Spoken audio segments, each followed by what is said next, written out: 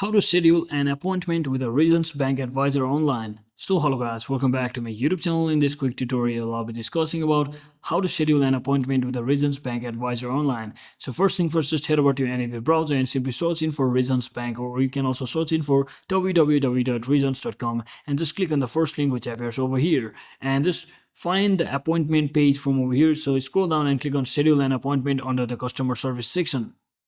So once you tap on that, just select type of the service you need, like banking or loans or credit cards or investments, and simply enter your zip code or city to find a nearby Regions Bank branch and choose a convenient date and time slot for your appointment, and simply enter your contact info and confirm your booking. So just follow the on-screen instructions over here and you will get there. So you will get a confirmation email or text, so keep it handy when visiting your advisor. So that is it for today guys. Thanks for watching. Don't forget to like and subscribe. See you on the next one.